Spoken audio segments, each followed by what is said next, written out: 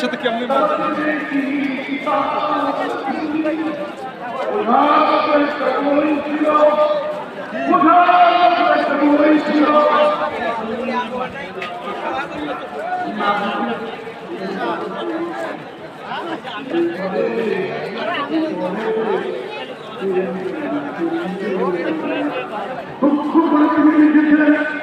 কবিতার পরিবংশ চিন্তা